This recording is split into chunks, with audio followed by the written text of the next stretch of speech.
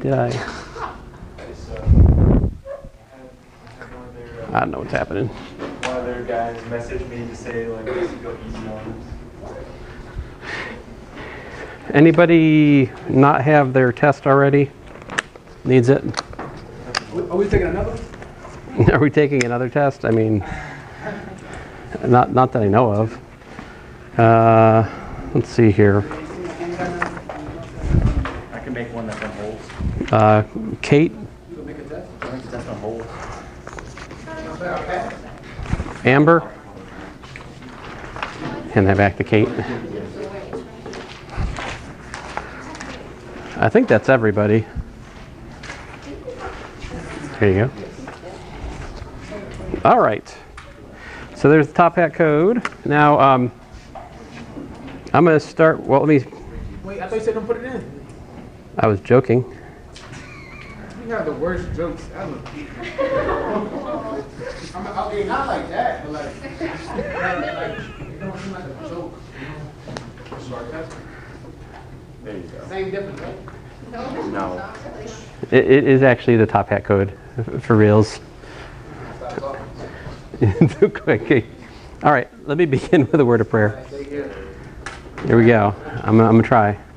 Dear Father, we thank you for your mercy to us each day. We thank you for your love for us. I thank you that you're a great and awesome God, and pray that you be with us today. Help us to glorify you what we do and learn a little bit more math together, Lord. In your name I pray. Amen. All right. We good? Everyone top-hatted? No, I'm not in there. Okay, so I'm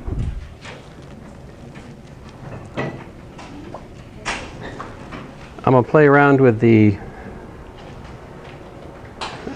projector here for a minute. You know you can't write on that.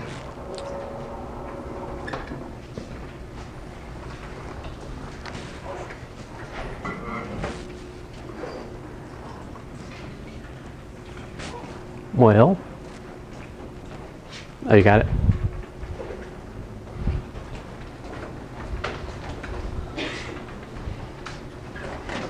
Oh, I guess you have to plug it in. Well, you know.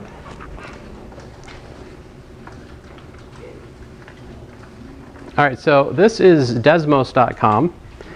I think in terms of like a way to graph things, this is way, way better than any graphing calculator.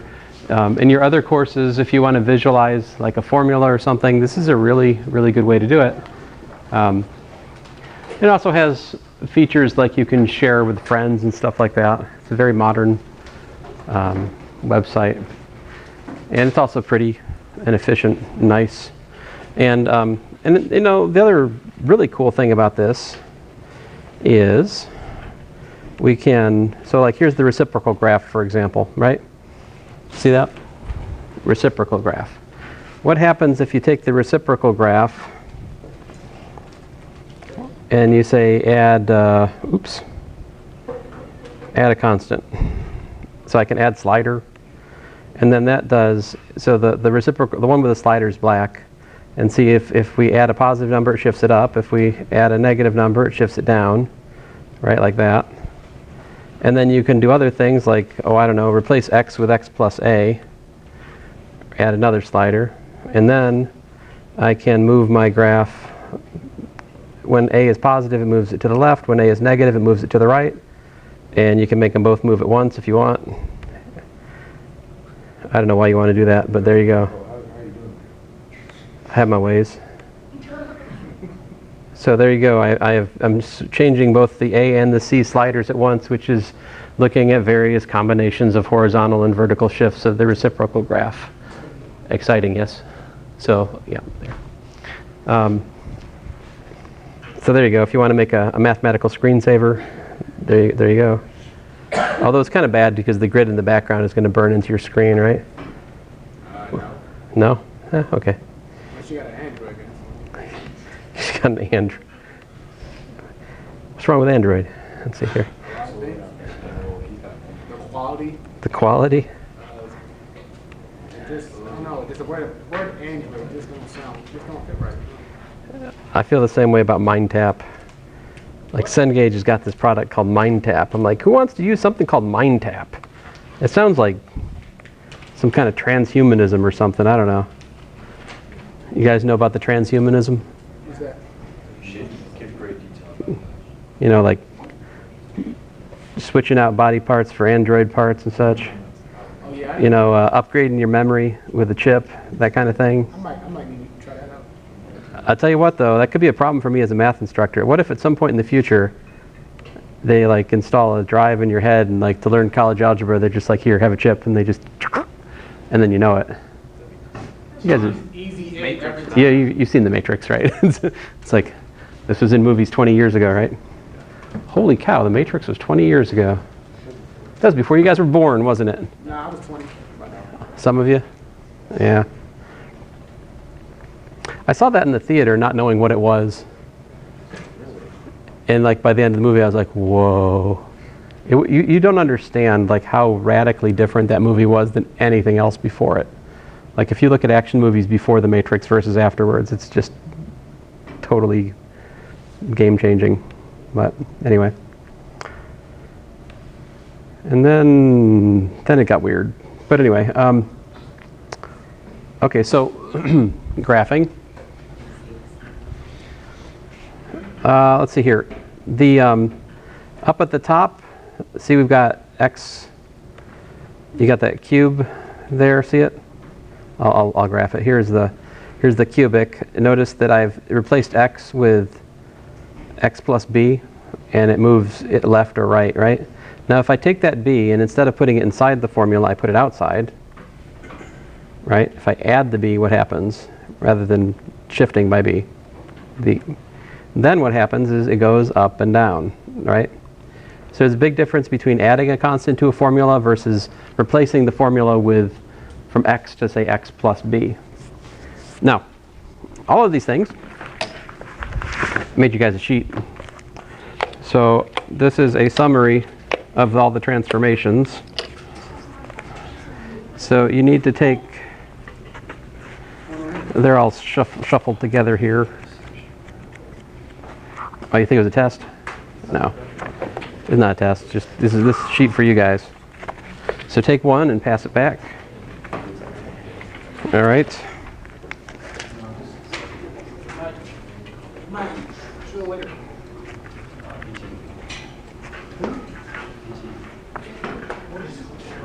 What is that?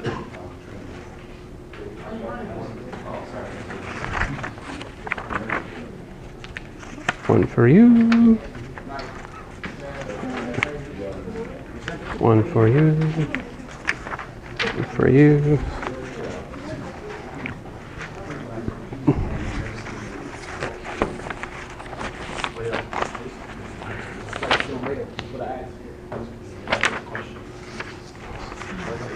So I gave you guys the sheet with the boxes on it, right? I also have this sheet here. Take one of these. This is different. Wait, what? Sorry, they had them separate. There's just the one. Oh. I don't think a lot of people. What? Oh, never mind. Take it back. They have one for each of us. Yep. There's just the one for you at the moment. I gotta find the. Just a second. I'm finding my stack. And here, take one of these and pass it on.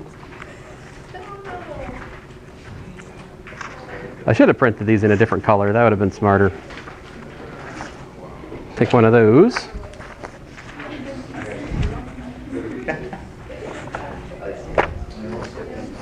So the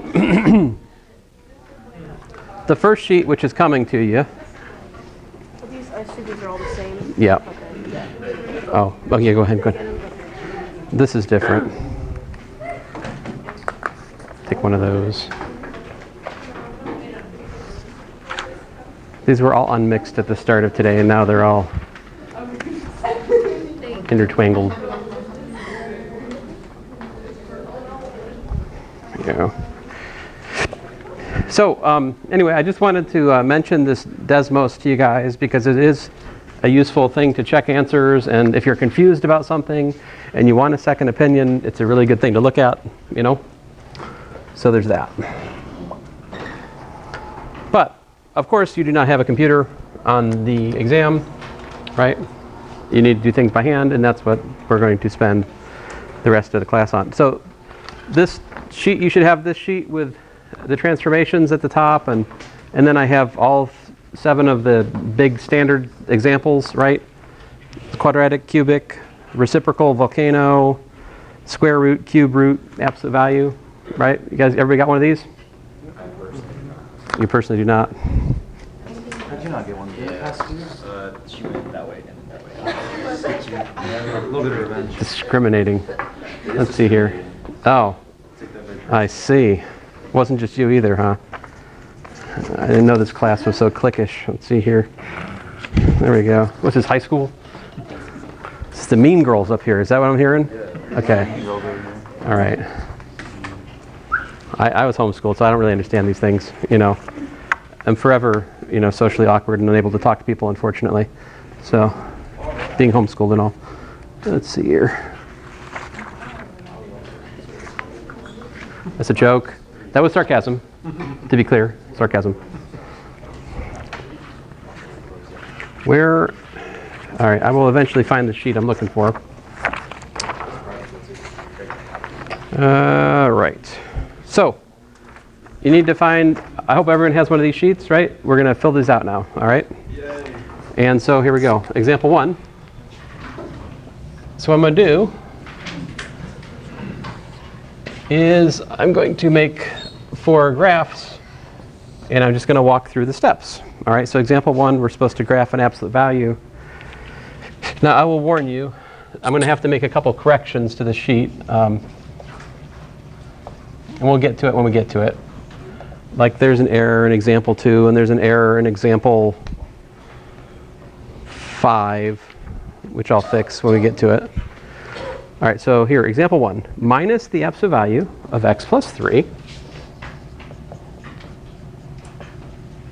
And then we add, what?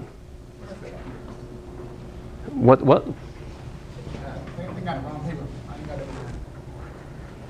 There is only one example 1. You find example 1, this is example 1. Oh. Yeah. Okay, so let's start. The opening move is to identify what kind of graph you're looking at. Is this a parabola? Is this a cube root? Is this a reciprocal? Is it a volcano? Obviously it's a what? Absolute value, right? So we start with y equals absolute value of x. That's our opening move. All right, like that. And if you want to be careful, just track where the vertex is. That's going to be enough for us on this example. All right. Now, if there's stretching or compressing, you might need to track more. But this one doesn't have any of that. So my next thing is I'm going to shift 3. If I do y equals absolute value of x plus 3, what's that do? 3 to the left, right? Incorrect. So minus 3, 0, like that. All right. Next move, there's a minus, that pesky minus out front. What's that do?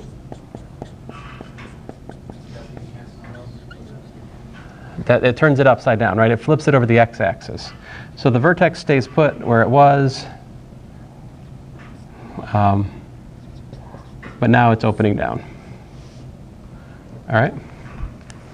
And then finally, what's the last step? We do, yeah, we subtract 2, right? So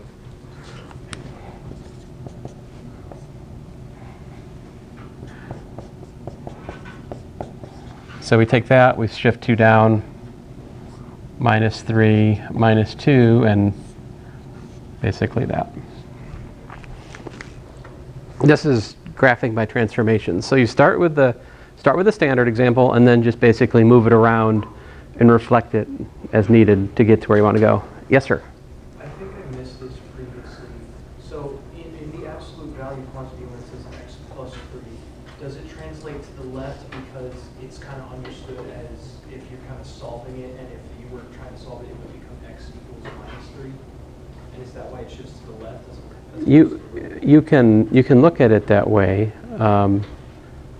So I mean, I think there's value in what you're saying in the in terms of if you think about where the modified function is 0, right, where x plus 3 is 0 is at minus 3. So if we replace x with x plus 3, then wherever it was previously 0, it's going to be minus 3 from where it was previously 0. And yeah, to double check, of course, we could think about plugging in minus 3 into this formula. And minus 3 plus 3 is 0, so it checks, right? But it is counterintuitive, I grant you that. But there's an asymmetry here between the way it works for y and the way it works for x, right? So notice that if you look at the list of the master list of rules here, there's a big difference between 1 and 2 versus 3 and 4. Notice that minus c shifts right, whereas plus c shifts left. In contrast, plus c shifts up, whereas minus c shifts down. I am assuming c is positive on this sheet. I neglected to say that, but it is assumed that c is positive. Any questions? We good? All right. I'm going to erase this then. I guess I could work over here. I won't erase just yet. I'll work over here instead. Since we've all top added, right? All right, let's top hat again. Double top hat.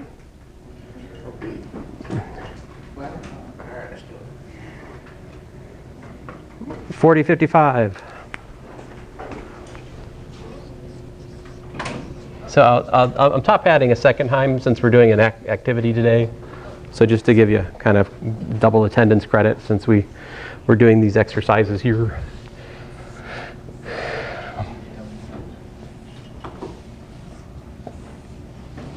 So anytime I do one of these kind of like exercise sheets things, I'll probably either double or who knows, maybe we'll even triple.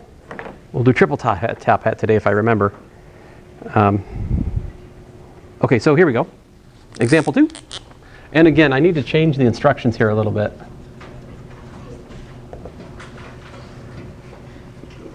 So I'm using the top hat to create your participation grade. So this is how I'm keeping track of it.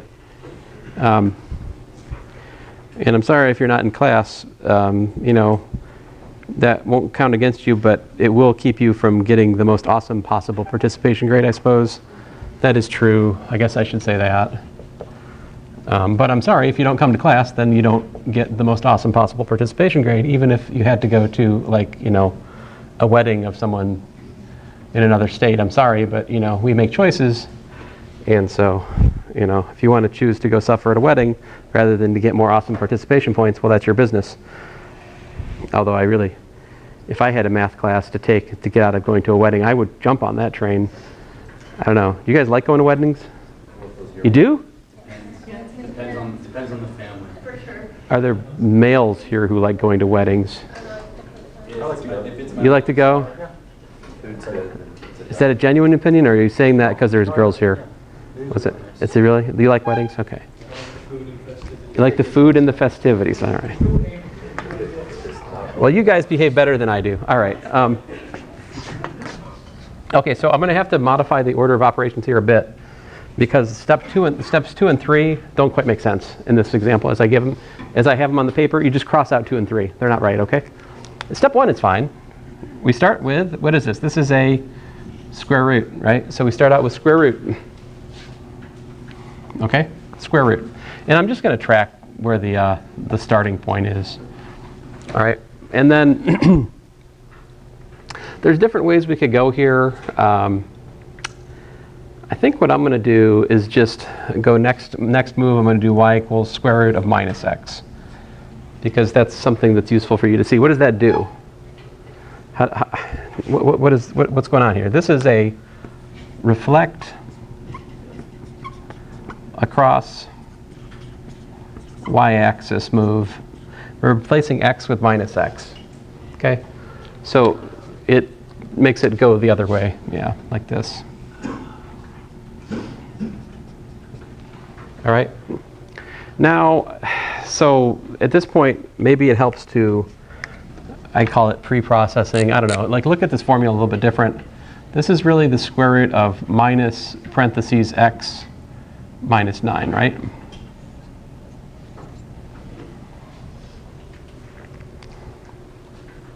If you look at it, I mean, I can think of that as minus x minus 9 because minus a minus gives me a plus. That's just an identity, what I wrote in blue, right? And I need to do that because then I can see what to do next. So remember, the way this works is the next step is always based on the previous step, the immediate predecessor, not back here, but here. So to go from here to here, I can go y equals the square root of minus parentheses x minus 9. So I'm taking this function and I'm replacing x with x minus 9. That shifts this graph 9 units to the right.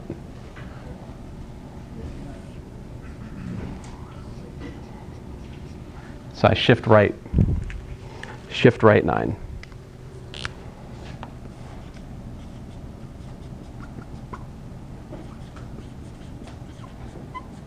And then what? Well, then it's easy, right? We have to subtract 3. What is shifting down 3, right? So finishing move, square root of minus parentheses x minus 9, minus 3. So I take this point and I shift down 3, 9 minus 3, and something like that is the graph. I'm cheating a bit here. I made this example up because I wanted it to go through the origin, the final product. I wanted to go through the origin. So this method I'm teaching you, it's somewhat qualitative, right? Like I'm not being careful about the scaling, the XY scaling here. You know what I mean? Like, is this really 9.3? Is it over 3 times as much as it's down? I mean, probably not. This is just a rough sketch, right? But I can tell you this, we can always add detail. We can make it more quantitative by just putting its points in. Like this point right here is actually 0, 0. Do you see why 0, 0 is in the final product here? Final graph? Plug in 0, what happens? Plug in 0, you get square root of 9 minus 0. Minus 3, which is square root of 9, minus 3. Square root of 9 is 3. 3 minus 3, 0. So in fact, the y-intercept and the x-intercept are at the origin for this graph, for what it's worth. Any questions about this example? What I have on the sheet doesn't quite work.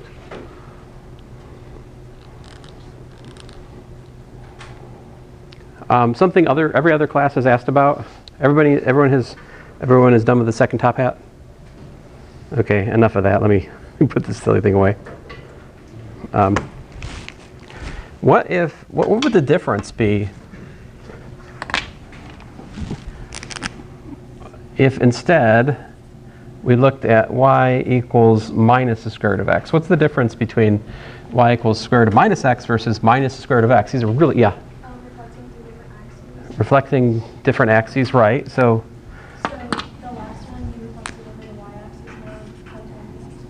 exactly, reflect over x-axis. So that one, instead of looking like this, it would look like this, right? That's not relevant to this problem. I just wanted to throw that out there so you'd see the difference, okay? Just a comment. Questions?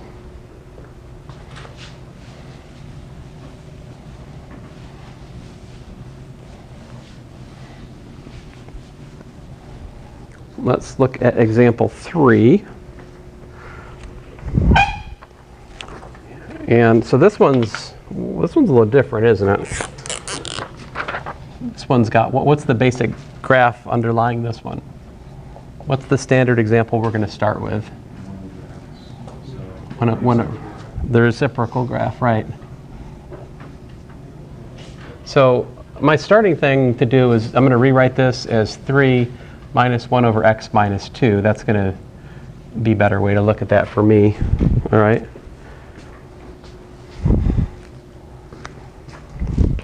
So, you know, part of graphing by transformations is having enough sort of algebra sense to change what you're looking at so that it looks like something that you can recognize.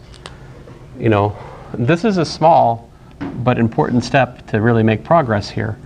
Some of you guys are going to have trouble with that. But anyway, this is what homework is for, to hopefully help you get better. So here's my 4 steps. It's not always 4 steps, by the way. It's just 4 steps because my examples, I wanted to make them 4 steps to use all 4 template. Anyway, here we go. We start out with y equals 1 over x. Now this reciprocal graph, I found it helpful to keep track of the horizontal asymptote and the vertical asymptote for the reciprocal graph, because if you can move the horizontal and the vertical asymptotes, that'll pretty much keep you on track for what it looks like. So there's the starting move, and then what do I do next? I think I shift 2 to the right, yeah? So y equals 1 over x minus 2. What happens to the asymptotes then? Horizontal asymptote stays put, but the vertical asymptote moves to 2. All right, and then the graph looks something like this, heuristically speaking. Next up, we're going to flip it. We're going to take care of that minus, right? Now the minus is multiplying the whole expression, right? So that flips over the x-axis.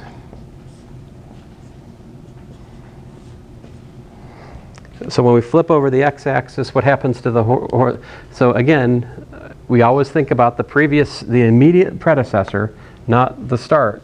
We're making this graph, right, step by step. So the vertical asymptote stays at 2, the horizontal asymptote stays put, and we flip over the x-axis. So this guy flips up here, that one flips down here. All right? And then finally, we add 3.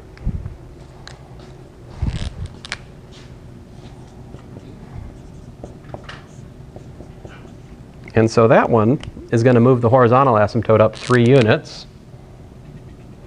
Right? The vertical asymptote is still where it was. So the vertical asymptote's at 2, the horizontal asymptote's at 3, y equals to 3. And of course our reciprocal, our shifted and flipped reciprocal graph looks like this. So, and you know, that might have taken you outside the little box template that I provided you. That's okay. Don't feel like you absolutely have to fit things inside the box. It's just trying to corral you into like, putting something there, you know. I think that might be a reasonable format for these questions on the quiz.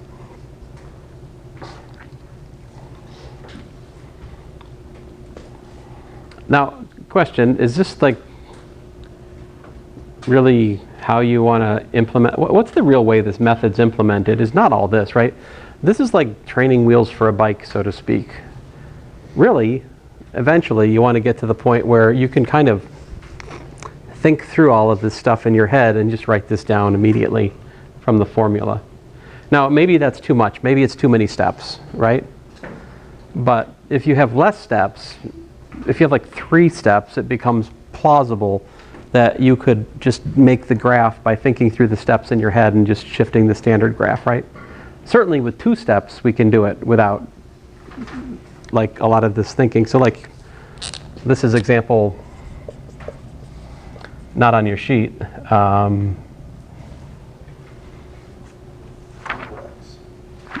7.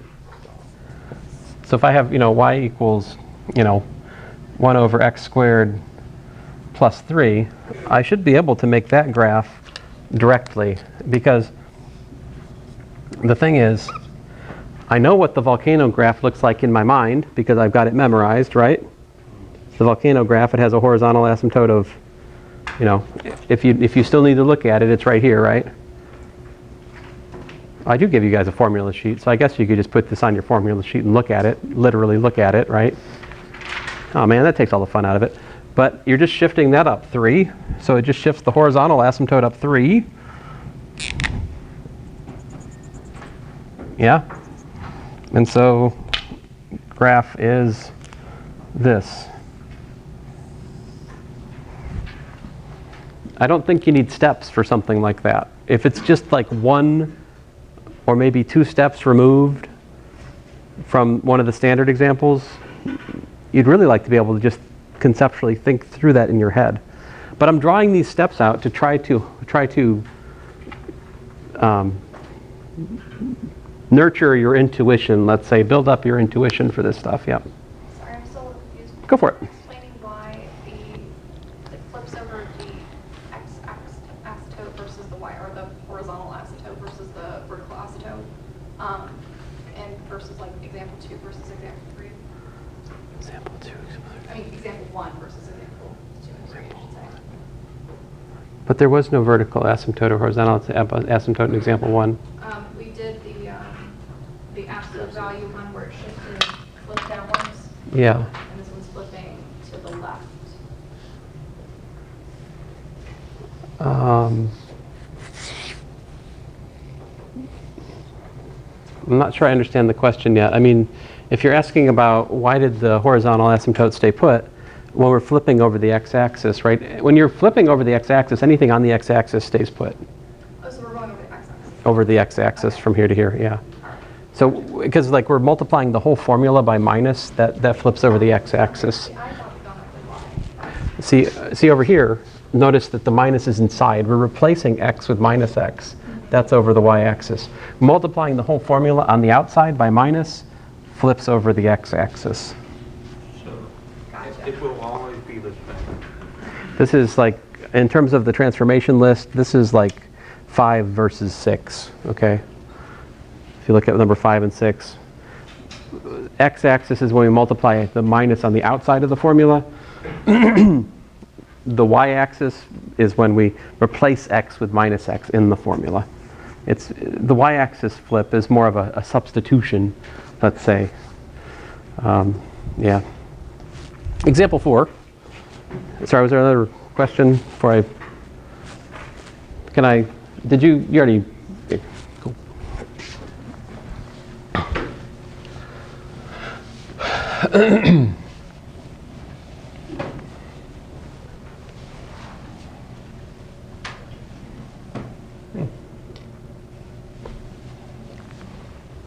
So actually, truth is, if these exercises serve their true purpose, you won't need 4 sheets.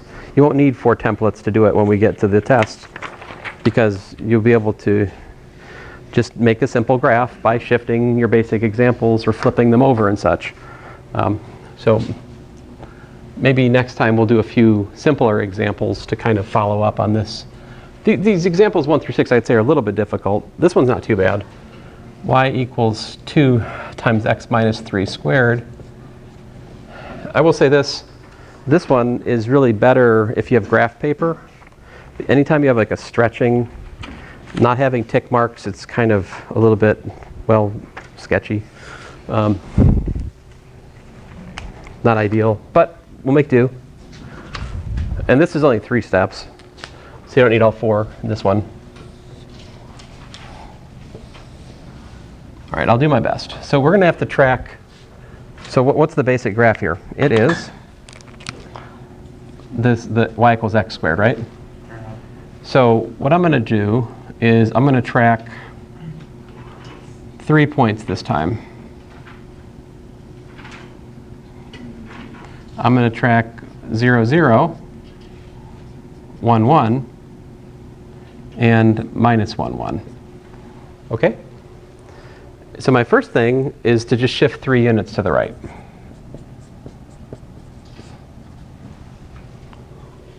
So I shift 3 units to the right. That moves the origin, the vertex of the parabola over to here, right?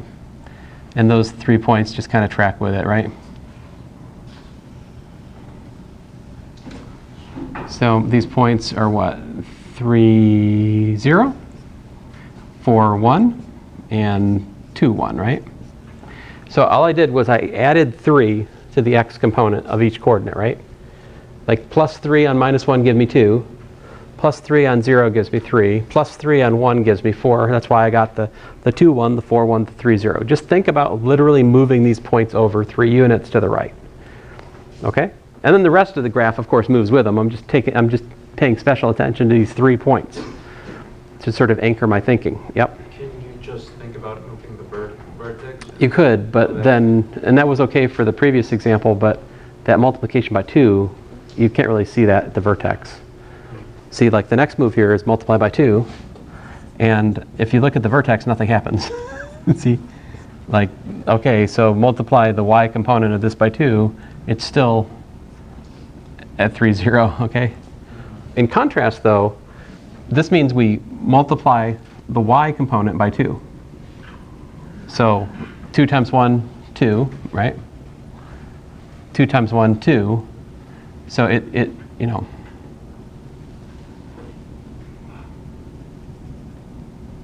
so I'm not probably doing it justice. I mean, the thing is, I have to have graph paper to do this better. Yeah? So that means it's squishing it? It's squishing it. I mean, that's one way to look at it. Or you could say it's stretching it vertically. Either way would be a legitimate comment. But there you go. Again, I think to do a better job here, I need graph paper.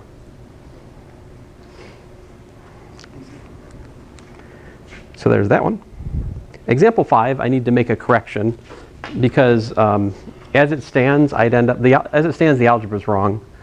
And also, the problem as it's stated, I don't like because it would give me a shift of 20. And I don't want to shift 20. I'm trying to keep my shifts like under 5 so that you can kind of see them in the box. Yeah. So to make example 5 work out nicely, I need to change it just a little bit. And so we're going to change example 5 ever so slightly. So example 5 will now be y equals to x squared minus 6x plus 11. All right, if I change it to plus rather than minus, then things are going to work out better. And this is, of course, going to change the steps as well. Okay, so I think step 2 and step 3 are going to be modified, so you can cross those out if you want. All right. So in order to understand how to graph this, if I complete the square, it really pretty much tells me everything. See, because this is y minus 3 squared.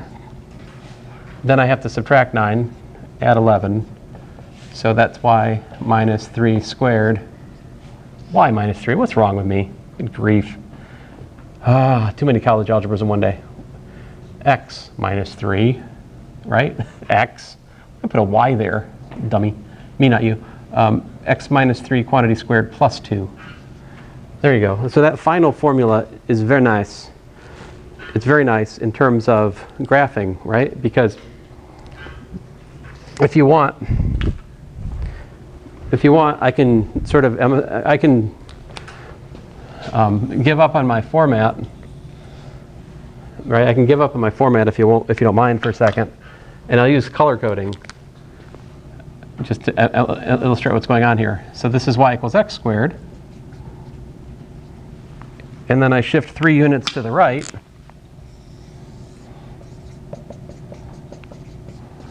And then I add 2. And now you see why we don't do it just on one graph, because it gets really busy, right? See, this is why we don't just, I mean, this is why I've been drawing 4. I now remind myself why I don't do that. Fine. I'll do my 3 steps as 3 graphs. Step 1, y equals x squared. And this time, since there's no stretching or compression, it's enough to track the vertex. Yeah? For your test, are you going to give us multiple graphs or just one? Yes.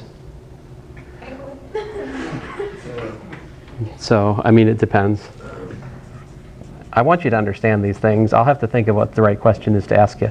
This much you know, though. I have my bond with you is that you will have a quiz before you have a test, and that quiz. If I wanted to go through every step, because like I feel like I wouldn't get it wrong if I did. Do you know what I mean? So like if I have a color code and it's like very messy, would that be considered wrong?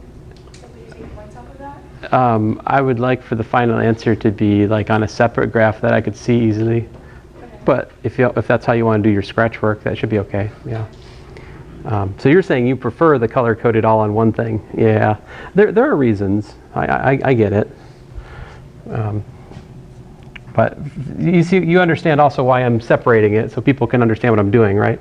But it is inefficient in the sense that I'm drawing 3 graphs as opposed to just, well, anyway, it's just 2 more sets of axes to draw. A lot of paper to use, though. I don't know. Paper is a renewable resource, and its highest calling is to be turned into math homework anyway. So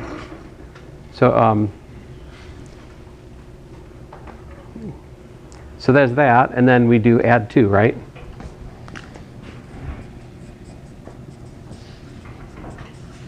So then you shift up 2. So you see, so for this one, I didn't really need to track the 3 points because I'm not really concerned about the stretching or the compression capturing that essence of it, because if I was doing this right, it would be the same shape as the original parabola, right? Just shifted right 3 and up 2. So like if I was doing this exactly right and keeping things to scale, it should still have the same shape as like the parabola on your standard example sheet, right? As you can tell, I'm nowhere close to that ideal, am I? No, right? Yeah. Is it supposed to be +2 or -2? Did I? Oh, remember I changed the problem. Oh, sorry, I forgot. You're okay. You're okay. But yeah, you have to cross out some of the things I have typed there because it was for a different. And technically speaking, with that -11 there, it would have been -20. Oh. Yeah. So that's why I didn't want to do that. Sorry about that. I do make mistakes here. All right. So example 6.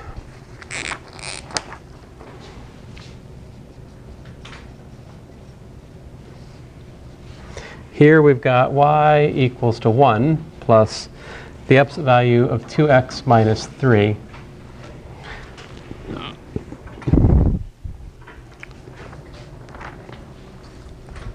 So this one here, kind of annoying.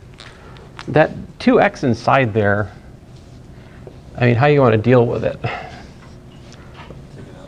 Take it out, yeah. More or less, that's what we do. So factor 2 out, what does that do to you? 3/2, right? So it's 1 plus 2 times the absolute value of, actually let me leave that inside the absolute value. The absolute value of 2 times parentheses x minus 3/2. We'll do that. Oh, fine, I guess I can pull it outside the absolute. I can't make up my mind, guys. I'll just pull it outside the absolute value. Yeah, we can do that. So the opening move is easy. Is what? What is this? This is absolute value. So we start out with absolute value. Hooray! All right. And I think the thing to keep track of here are 3 points: 0, 0, 1, 1, and 1 minus 1. Excuse me, minus 1, 1 rather. If we keep track of these 3 points, that'll give us a pretty good judge of it. Then we'll do y equals absolute value of x minus 3/2, right? Which shifts to what? Shifts right 1.5, right? We shift right by 1.5 units. It's annoying, but so, I mean, this is going to move us over to 3/2, 0 here. And my 2 track points would be 2.5, 1, and this other one would be 0.5, 1. Would we keep it in fraction form, or? You could, yeah, I mean, you could keep it in fraction forms. I'm going to go to decimal here just for, because I did fractions earlier and I need something funny going on back there.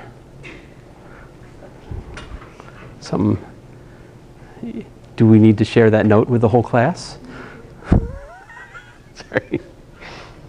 I feel like I'm in some sort of 1980s high school movie or something. All right, see, I digress. Then the annoying thing, multiply by 2. That stretches, right? So the vertex is still going to stay put at 1.5 comma 0, but these guys, when I multiply by 2, they're going to be at, well, it's still at 2 instead of 1. All right, so if I could do it right, I mean, it's a steeper v, you know. The original v has slope 1. This one has slope 2 and minus 2 on either side of it, you know. So like this point would be 2.52, and 0.52. Again, multiplying by 2 just changes the y. And then the finishing move here, we add 1 to the whole thing, right?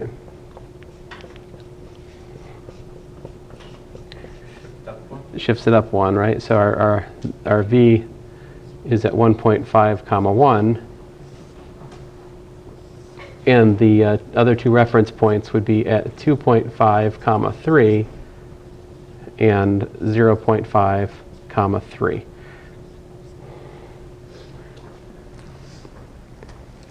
So if a good way for me to test on this would be to say graph by transformations and, follow 3 points on your graph through each step. See, if you do that, then I can pretty well tell whether you know what you're doing or not. But I don't know. I mean, there's a lot of different ways to ask the question. I'm just trying to do this so that you understand the idea, and I hope I've done enough that you can translate this knowledge to do your homework, right? Because I'm not solving problems exactly like your homework here, am I? And hopefully that's okay, right? This is a university course, so you shouldn't expect to always just see everything in your homework in class, right?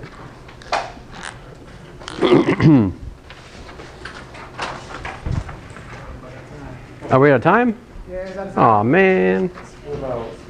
Hey, I still got 3 minutes. All right, let's try some fast ones. Sorry, let's try some fast ones here. How about y equals to x over x minus 2? Can you graph that? So here, this isn't actually a fast one. Here's I'm pulling a fast one on you. Example 8.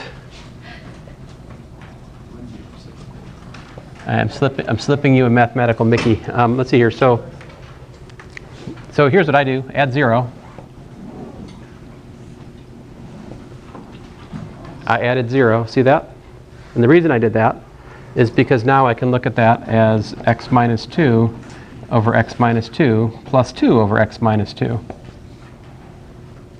Which, by the way, is 1 plus 2 over x minus 2. Yes. And then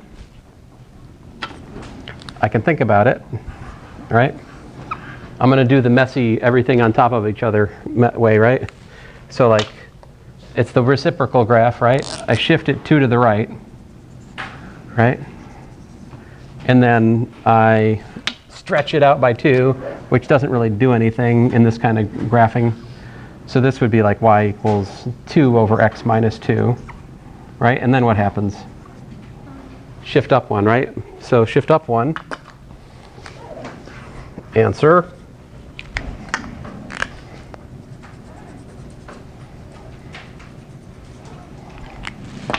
Would look something like that. So there you go. That's the graph.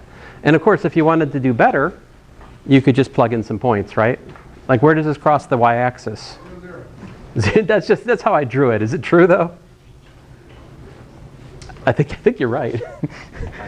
I think it actually does, because plug in 0, you get 1 minus 1. You get 1 plus 2 over minus 2, which is 0. You are correct. I do feel like that might have been a guess, but and how about 3? What happens when you get to 3? What's this point? That's like 3. Plug in 3, right? We get 1 plus 2 over 3 minus 2. 3 minus 2 is 1. 1 plus 2 is 3. So when we get to 1, we're at 1 comma 3. So, you can add more of these to get a better sense of scale, but this is graphing by transformations, all right? So next class, we will start working on how factoring figures into graphing and finding x-intercepts and all that. So